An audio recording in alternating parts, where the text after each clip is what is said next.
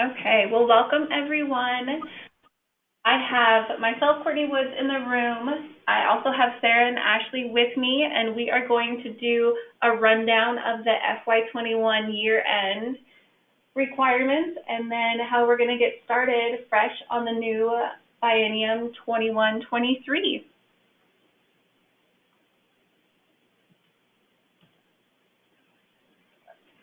Okay, so as you all know, June 30th is the last day of FY21.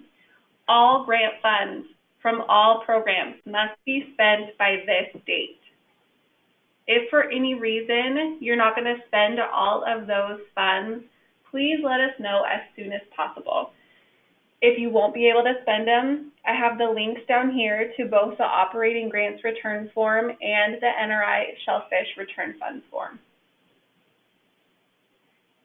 If you order any equipment, all equipment must be on hand by June 30th.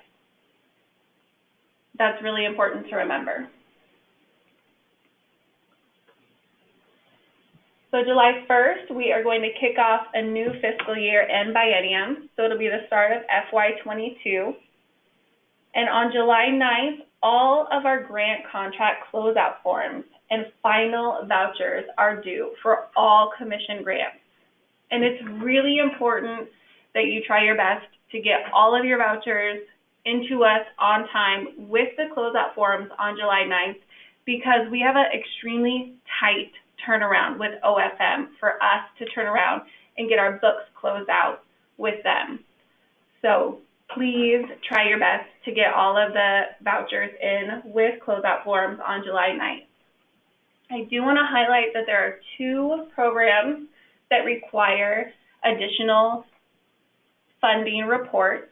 So the first one is the implementation grant. It is going to require you to submit the Salmon and Orca funding report for FY21. So you're going to summarize all the activities that you did with the Salmon and Orca funding for FY21 only. Don't include anything from FY20. And we cannot close out your grant until we receive this implementation Salmon and Orca funding report. The same goes for the livestock grant. Even though it's a biennial grant, we require reporting for each fiscal year. So again, when you send in your final livestock grant voucher, you're going to do the livestock voucher, the closeout form, and the year-end TA report is also going to be due. And that is only going to be for FY21.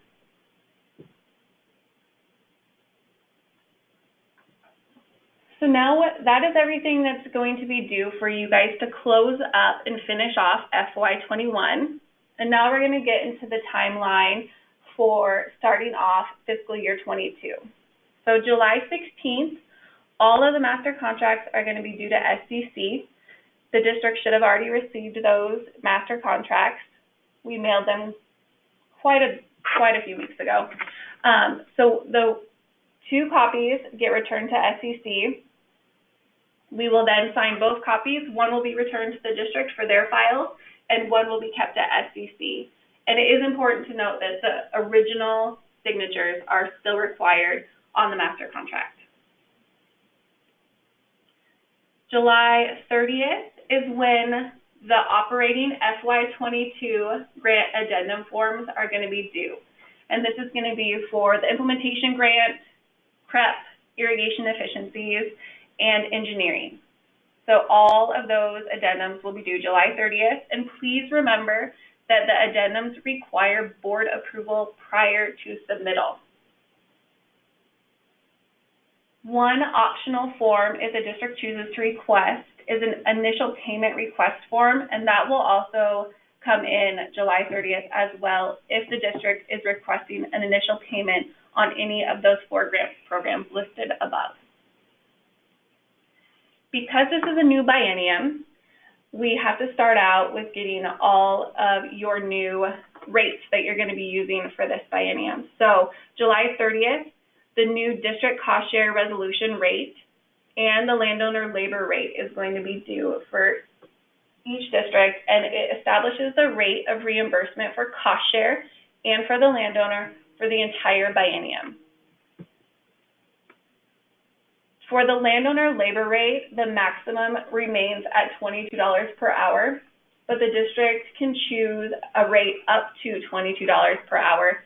And for the district's cost share resolution rate, it can be any rate up to 100% of the cost share, depending on what the board determines. But we cannot reimburse any cost share without having both the cost share resolution rate and the landowner labor rate turned in for this biennium. The authorized signature form is also due for all districts. The original will stay with the district, and a copy needs to be emailed to the SCC grants at scc.wa.gov email address.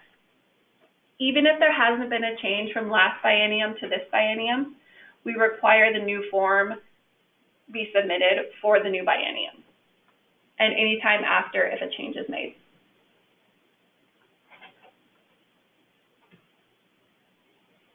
I'm going to pause there really quick. Is there any questions on the timeline of closing out FY21 and starting FY22?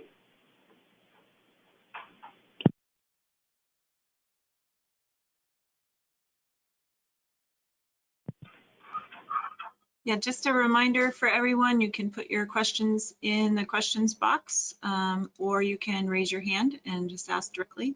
But I'm not seeing anything right now, Courtney. Awesome. Okay, thank you. And before we move on to some minor updates we made to the grant and contract procedure manual, I just want to remind and let everybody know that we will be sending out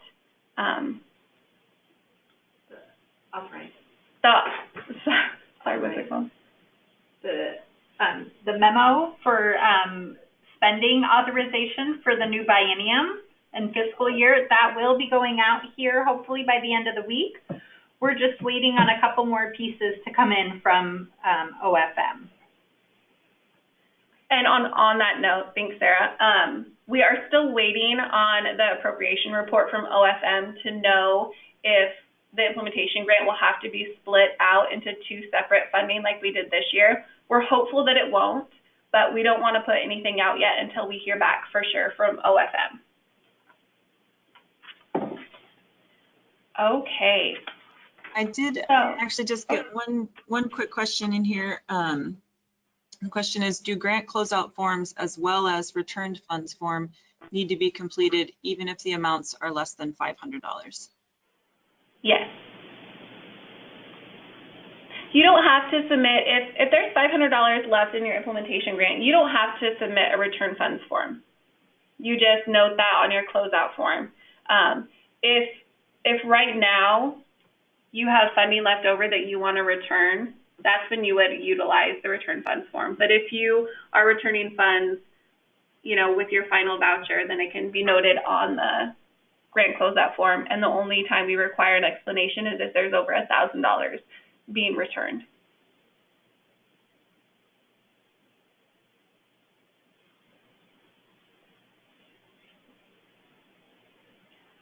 Perfect, thank you. Okay, yeah. Okay, so I'm going to go over the majority of the changes that we made to the manual this year. The financial staff and regional managers worked really hard on trying to streamline the terminology that we use throughout the manual and just add clarification on different terms, such as the cooperator versus landowner versus lessee. We just really wanted to try and streamline and make sure we were using consistent terminology to lessen the confusion, especially around cost share. And I did want to just give everybody a clarification on the monthly vouchering requirements. We require vouchering every month for our grant programs, and we ask that all vouchers are submitted by the 20th of the month following the month when expenses are incurred. And the exception to that would be what we just talked about. The year-end grant closeout and final voucher are always due around July 9th. But anytime other than that, the monthly vouchering is due by the 20th of the month. We ask for it to be sent as soon as possible, usually around the 10th, but it is not due until the 20th. But what that means is, for example, if expenses are incurred on the January voucher, so in January, from the 1st through the 31st, 1st, if you incur an expense, you need to voucher for those expenses no later than February 20th. So they would be included on your January voucher. So if, for example, that same voucher that has the January expenses on it, if you included expenses from, say, July 1st from the fiscal year, we can't reimburse those expenses. They need to be vouchered for the month that they are incurred. It is already in the procedure manual, it states that. We just wanted to give everybody just a little bit of a clarification on how to voucher for those expenses. And that is just something that we're going to work with you on. The exemption to this policy would be cost share. So cost share is something that isn't required to be vouchered for until a BMP is completed. And so that would be the only exception to that rule, is you will voucher for all of your cost share costs when the BMP is completed rather than monthly. But you will be required to voucher for the TA costs associated with that cost share contract on those monthly vouchers.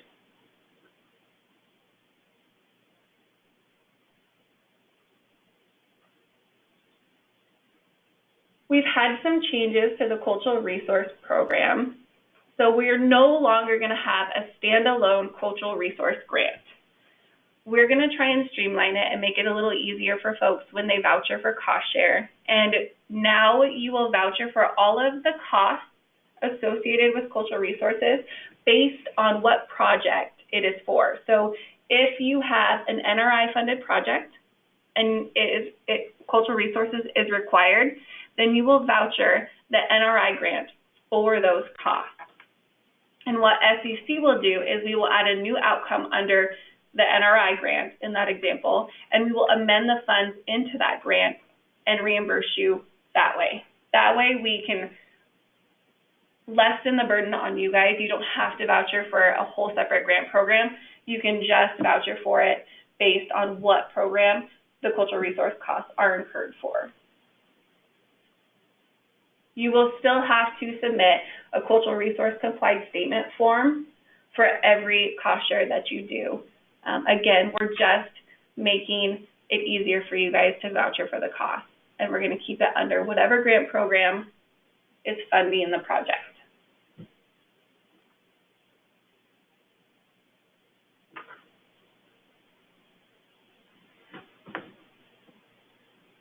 Okay, so speaking of NRI, we have gone through a long process of revamping the NRI guidelines, and we want to thank everyone that participated on the committee and Shauna for her endless hours and the RMs for work on this with the districts that participated. It was a really long process, but we have some really great changes coming for you guys.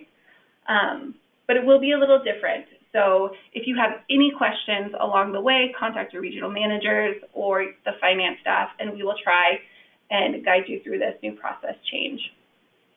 So instead of the districts having their first and second priorities identified, what the district is going to do is you are going to now submit a grant addendum to apply for NRI funds.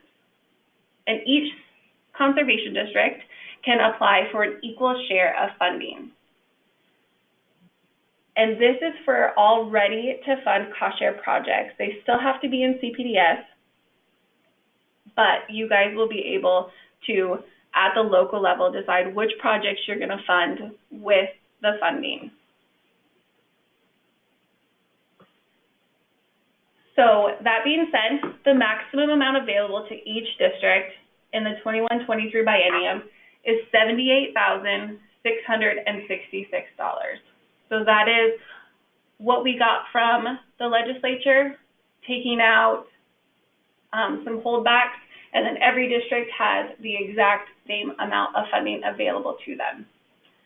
So we are going to do 2 rounds of addendum reviews, the regional managers and finance staff. So the first review is going to be on June 25th, and the second round is going to be on July 23rd. So the districts, again, will get to submit an addendum and identify all of their projects that they have. I have an example for you coming up. And then the committee will get together and review those and award based on what is in your addendum. The other big change for NRI is that the maximum amount we've always been able to allow is 25% of the total cost share amount can be utilized for TA.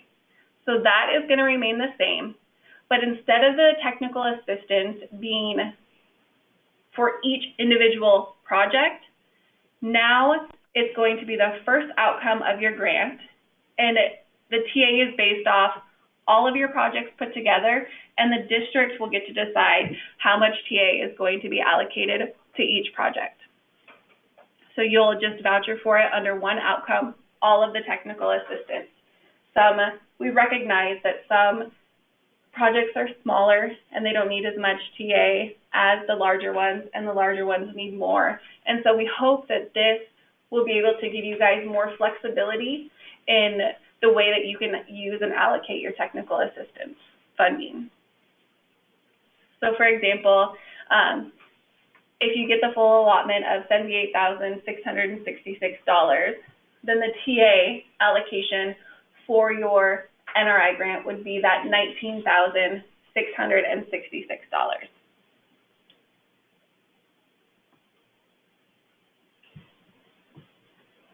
So here's a sample addendum. I know that that's a lot of words, so we wanted to show you how it would actually look on an addendum when you went to submit it. And I picked a SOTN because Shauna picked a SOTN, so I wanted to keep it the same.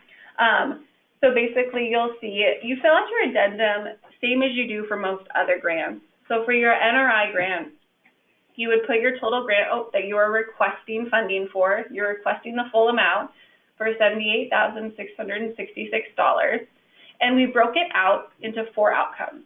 So the first outcome on your NRI grant will be the TA that you are requesting, the technical assistance. And again, you can see in the outcome description that it just says all the work performed for your planned projects, including engineering, design, contracting, permitting, travel, staff time, reporting. All of that is paid for out of that TA bucket, which is outcome number 1. So then after that, then the district will decide how many projects they have. This example shows that there are 3 projects. So the first one is a cost share project that you're going to do with Superman, and he's ready to go do his manure storage structure on his property, and it's going to be $20,000. Then you have Wonder Woman, who is ready to put in an irrigation system on her property, and so you know that that is ready to go. And again, $20,000 is what that project is going to cost. And the fourth one is going to be a new type of project called a district implemented project. You would put that over here on the next outcome, and it's an estimate of how many landowners you think that you're going to work with and what the BMPs you're going to include. And I'll get into what a district implemented project is on the next slide. But that's kind of how you would structure your addendum, and this is what we would see when we go to award that addendum to you guys. So it is a little bit of a change, but we're hoping it gives greater flexibility to the districts and how you work with your landowners and your book of business. So what is a district implemented project? It's not cost share. It is the conservation district being responsible directly for all aspects of a project from start to finish, including permitting, bidding, contracting. If the district chooses to go this way, they must abide by prevailing wage requirements where applicable. Contract management, maintenance, and monitoring. Everything will be done at the district level. No landowner cash requirement will be required unless that's what you guys have worked out with the district. For us, the landowner does not have to pay first and be reimbursed by the district because it's not cost share. It's a district implemented project. So the conservation district will pay directly for all the aspects of putting the project together.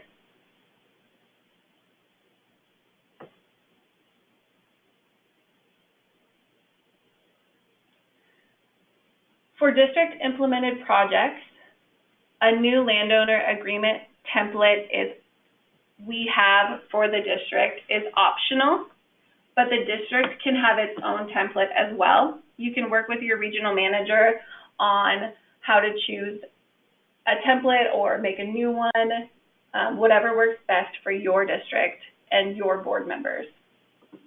The CD must complete and provide to SCC the agreement with the landowner for each DIP project completed, but structure of the agreement is flexible to best fit the needs of the district and each individual project.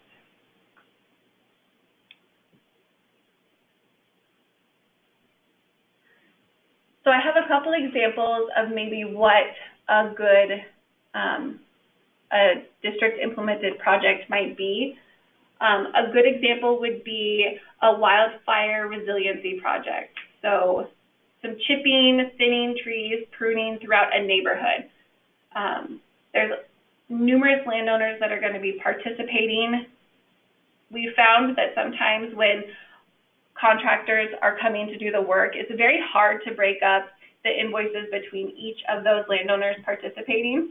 And so this would be a good example of the contractor working with the district to provide all of the services to the neighborhood and providing one invoice, and the district then reimburses the landowner for the work. It's more efficient for the district to enter one agreement than with a contractor directly. And it's just what we've heard a lot of feedback on. So we wanted to really give this a go. It's kind of similar to the multi-landowner, what we tried this biennium, the multi-landowner projects, but this is just digging deeper in that and providing the district more flexibility to do these big projects that we know are important and being flexible and trying to get them done. Another example of the district implemented project would be a stream restoration project. Numerous landowners participating all down a stream. It meets all of the same benefits as the last one, and just it's more efficient for, again, the conservation district, the landowners, and the contractors to be able to just streamline the process and do one contract with the conservation district and ease that workload.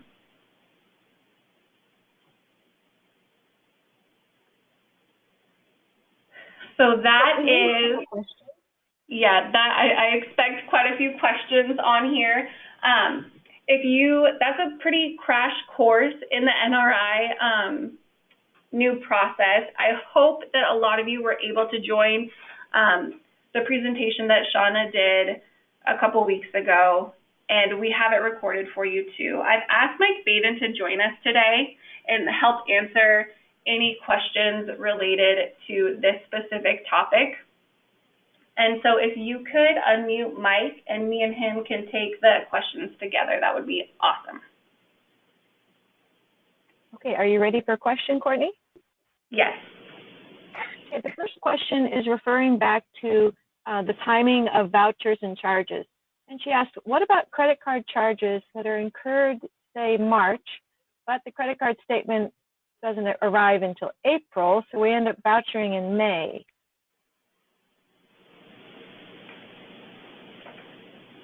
So that's a question related to incurring a cost in March and not vouchering it until May.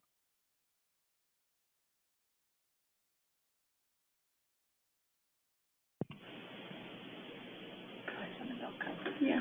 Hi, so just want to make sure that I'm understanding. So if the credit card was used in March and then you get the bill in April, we would anticipate that that would be on the April voucher, which would be due by May 20th.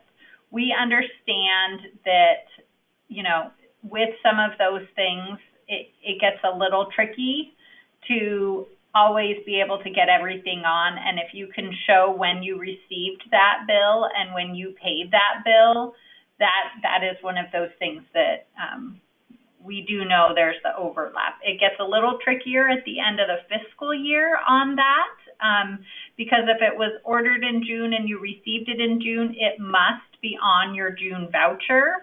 So that would kind of be the one time where we wouldn't really allow that, but we understand, just like sometimes with utility bills oftentimes are not neat and tidy and just go for a 1 month period of time. So with those, we also allow you to put it on the voucher in which you are paying that bill. Something I've done, which may not be entirely kosher, but I'll share it. If we put something on the credit card in June, well, I know that bill is going to be coming. And so I go ahead and pay the credit card company the amount of that bill so that I can then voucher for it by the July 10th deadline. And so the district has paid it. The item is in hand. It's on the credit card, but as far as the credit card company is concerned, wow, she just paid it a little sooner than what they normally accept, but they accept that payment, and I think that's kosher. That is perfect. That is an option for it. It's definitely, and we struggle with it too here in our office, so we generally cut off using our credit card by the 15th of June, because our statement cuts on the 25th, and that way we can ensure that all of the charges post before the close of our fiscal year. So Audrey, that example that you just gave on how you deal with it is a great way to deal with it. Okay, so I'll go ahead and go to the next question. And the next two questions are actually related. One person posted, when can I print these slides? The other one asks also, how soon will these slides be available? I'd like to pull out the slides to share with relevant team members to help prepare our addendum submission. Absolutely, we'll get these. I can send them over. Audrey, would I send them to you? We absolutely will send them out on our next grant, our financial newsletter. The slides will be published there. Usually, the Wade has a place where all of the presentations are posted, and I will provide the presentation to Wade too. Yeah, thank you. This is Jan. We will be posting all of the Wade materials, this recorded session, plus all of the presentations on the CTD website. And I hope that we'll have all of that information up there by next week. So check back to the CTD website and everything should be up there. Perfect. Okay, I have another question here slipped in. Is the $78,666 amount the total expecting going to CDs for the entire biennium? And if so, why has this gone down, since it seemed that we've had two $50,000 projects in the past biennium? So I can definitely answer the question on the dollar amount and being for the full biennium. Yes, it is the amount for the full biennium. As far as the amount going down from what some districts are used to receiving, what the process was for this work group that included folks from districts and SCC staff, and I believe a commissioner, or I can't remember.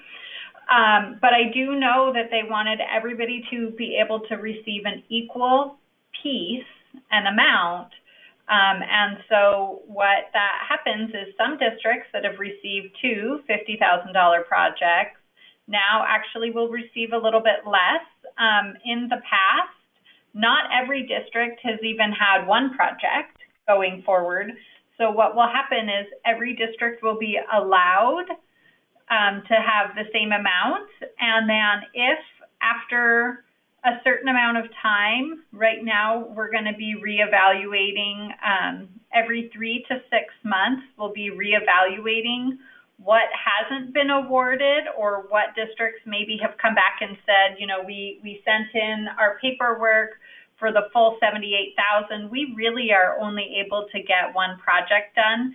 We will be monitoring that, the finance team and the regional managers very closely, and we will be letting districts know if there are additional funds available.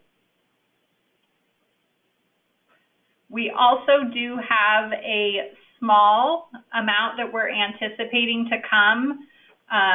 It would be our carry forward or our reappropriate amount, and that, you know, obviously we have to wait until all the vouchers are in and all the vouchers get processed. So those numbers normally aren't finalized until the end of August or the beginning of September. So we will also have some additional funding coming from that, but it's not going to be a significant amount. Right now, I believe that the last check-in that the regional managers did back in February or March, they were anticipating under $100,000 being returned. So again, we're not anticipating that to be a very large figure. Okay, we have another really good question. Do we have to submit an NRI addendum in June? Can we wait and submit our NRI addendum July 23rd? Yes, so one of the, let's see, let me go back a couple slides really quick. There's 2 already scheduled rounds of reviews. The first one is June 25th, and the next review round of those addendums is going to be July 23rd. So if you can't make the June 25th one, that is not a big deal.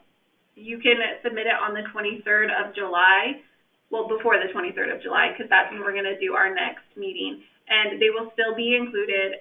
Every district is eligible to receive $78,666. So if you can't make that first one, if you don't have those projects completely nailed down yet, you're still working with some landowners just to make sure that they are a go, you can submit it for the next round scheduled for July 23rd.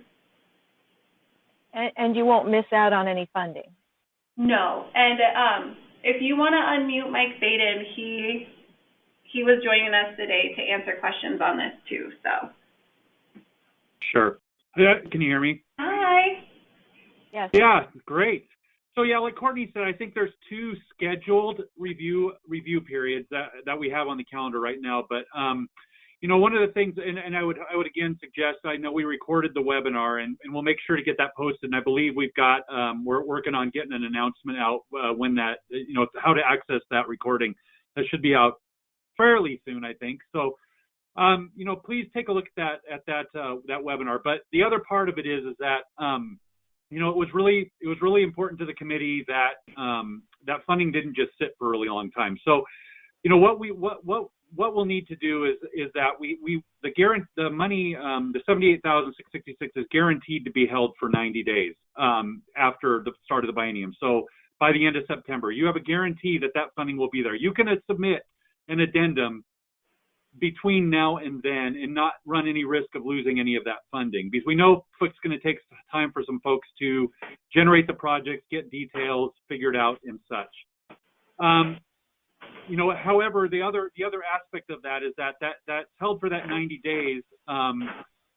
It may be able to be held for longer, provided you're working in good faith with your regional manager. It's gonna be really, really important for districts to be, you know, keeping in good contact with their regional manager about these funds, so that we can see that, yes, we are working on, the districts are working on things, really trying to get the projects figured out and such. It's a little bit of a change from last time, and we anticipate there'll be some things that we don't anticipate that we'll have to answer as we go along. But, you know, one of the things that was brought out in that webinar was that 90-day time frame where you have a guarantee. And again, you know, we recognize it may take districts some time to figure things out. So it's just really important to be working with your regional manager, be working in good faith with your regional manager. But on the flip side, we know that there's districts that have their projects prioritized. They know what they are now. So we didn't want to wait to have any lag in folks that want to get their addendum submitted really, really quickly either. So again, just I think the take home is be working with your regional manager on that. You know, we'll continue to be communicating. And regional managers, we will be checking with districts regularly throughout the process on about a quarterly basis, just to make sure progress is going okay, and just be able to be aware of what's going on out there also. Did that make sense, Courtney? Yeah, thank you, Mike. Yep.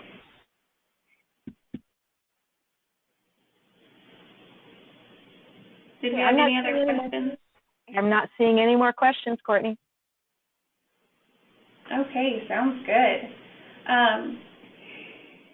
So we just wanted to put in a reminder just to check the accuracy of the vouchers coming into us, but also please take a look at the A19 and spreadsheets that we send back and make sure that we, as we've processed your vouchers, have coded everything correctly to the right salaries and benefits, goods and services, you know, overhead categories. Make sure we put them in the right outcomes.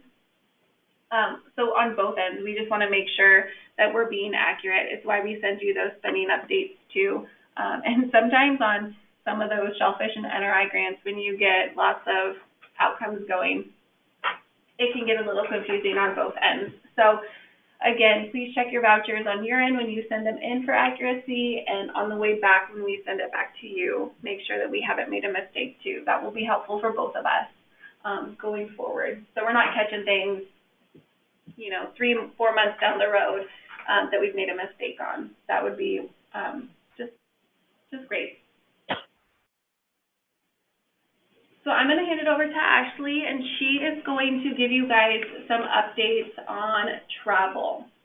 Hi, good morning. Due to COVID, since we haven't been traveling or doing any meetings, I'm just going to give a quick refresher on our travel and light refreshment policies. The Conservation Commission follows the travel rules and regulations set forth by the Office of Financial Management, and we use that to incorporate our policy into the Grant and Contracts Procedure Manual. And all state agencies are required to follow the policies set forth by Office of Financial Management, so we can be more strict, but we can't be more lenient than any of their policies. And we do ask that each district set up their own travel policies for their employees to follow. And within those policies, you also have to designate the meal times that the travelers have to be gone for in order to get reimbursement. So, for example, you have to have an hour-long meal time for breakfast, lunch, and dinner. And for reimbursement, you have to fill out a travel voucher request form. And this is kind of where the start and end times are really important to include on that form, just so that we can make sure that you get reimbursed for the appropriate meal times. And then there are, for non-overnight travel, you have to be gone for the full 11 hours or more. You also have to be gone for the designated meal periods. So, for example, if you have a meal period for breakfast from 6 to 7, but you start travel at 6:15, you will not get that reimbursed for breakfast. And for overnight travel, for per diem reimbursement, it's based on where you sleep. So if you stay in, for example, if you stay in Spokane County, you will get reimbursed for the Spokane County rate, even if you travel to Lincoln County and so forth. In our transportation costs, the mileage rate is based on what the Office of Financial Management has already set forth. And currently the mileage rate is 0.56 per mile. And so that's just the mileage rate that we have to use. And it could change at any time, and we will let districts know if OFM ever changes that mileage rate. Okay, and then as you can see, there's our per diem rates. And each county has different per diems. And then you can see on the right, that's like if you're yellow, you can see what you would get reimbursed for breakfast, lunch, and dinner. And so then for light refreshments, you can only be reimbursed for light refreshments when the purpose of for meetings, when the purpose of the meeting is to conduct state business or to provide formal training that benefits the state, and the coffee or light refreshments is an integral part of the meeting or training session.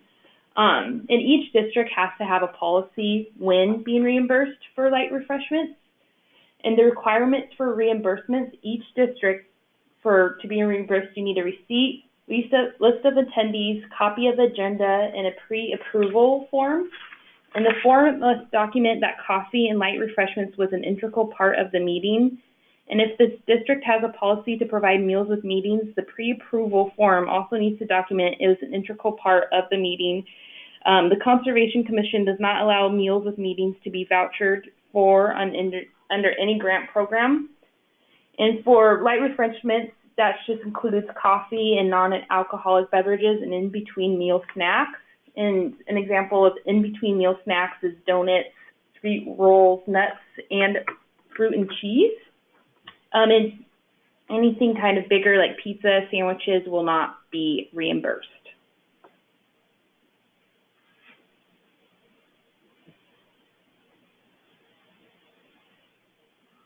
Okay, and so just to wrap up, we wanted to give you an updated list of financial staff duties. We've made some shifts based on new programs that we've gotten, and we wanted to provide you with an updated list.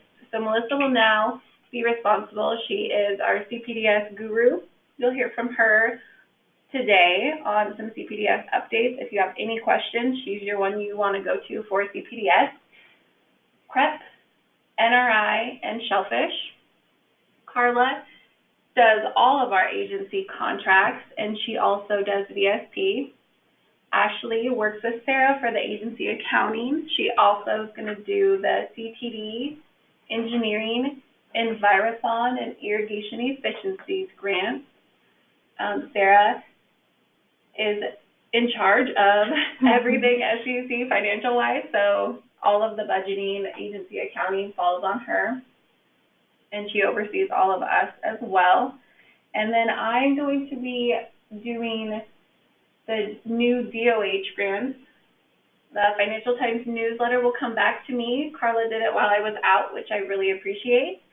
And I will be doing fire recovery, flood implementation, the NEP grants, RCPP, soil health, and TSP.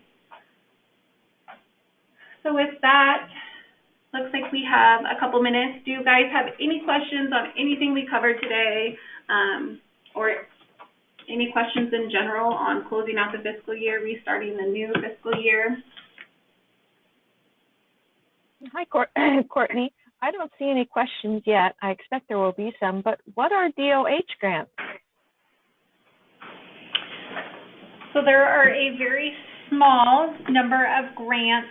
So I don't want to say many years ago, but several years ago, the commission put in for a grant in partnership with some folks at Department of Health for the natural estuary program. And those districts, I believe that there were 2 or 3, I could be wrong, but I think there were 3 that had at that time, so a couple of years ago, put together kind of a proposal for this grant, and that just recently got funded. So it was something that had been in the works for a long time. And so it's very similar to, I don't know how many districts here have worked with NEP type grants, but that's what it is. So it's a few grants, and it wasn't something that was open for all. It was something that had been put together with the regional managers in partnership with those districts that had something for the natural estuary program. I believe they were addressing very specific near-term actions from Puget Sound Partnerships plan. Okay. All right. Sounds good. Thank you. And I'm still not seeing any more questions. So if you guys have questions, now's your opportunity.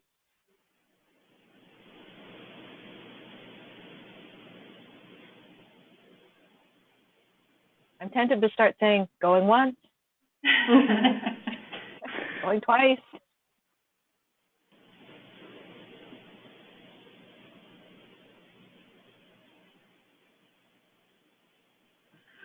So I just want to say real quick, so if you guys do choose to do meals with meetings, even though the commission doesn't reimburse on our grants, the one thing that you need to make sure that you do is, and I can say this because we're going through an audit right now, and one thing that the auditor suggested to us is that we show our documentation more so that it's an integral part of the meeting, but also you need to document why it's integral. So if you have questions or if any of that kind of stuff comes up, definitely reach out to myself or Ashley. But when we were walking them through it for us, in our case, having the commission meetings, you know, it would be very difficult to have 35, 40 people come to a commission meeting from, you know, folks are coming from all over the state. And then if we were to turn everybody loose at lunchtime,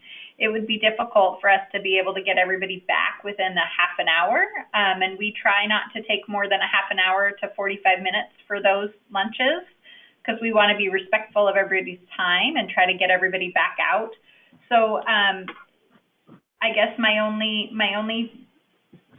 words of wisdom would be really make sure that you document why you are providing either light refreshments or a meal, and really make sure that it is an integral part of that meeting. So.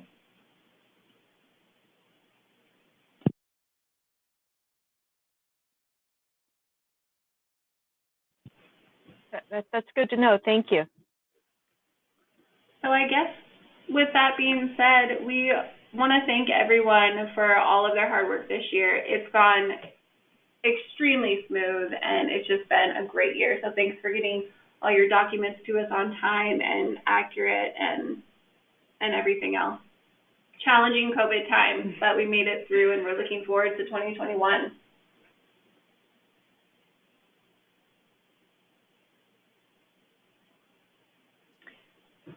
We may also have one, sorry, I was just going to say, we might have one additional update to the grant and contract procedure manual if it goes through mid-year.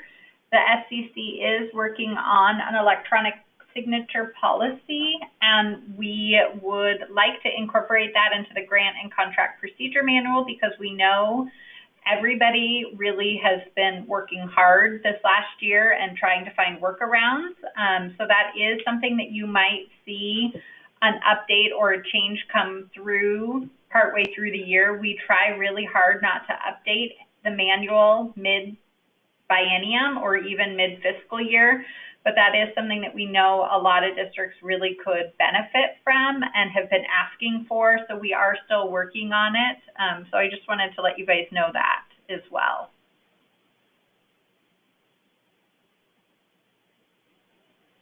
Okay, are there any other additions that you guys want to speak up? No, I think that's it. Thank you. Oh, thank you guys. It's been a very informative session and I really appreciate it.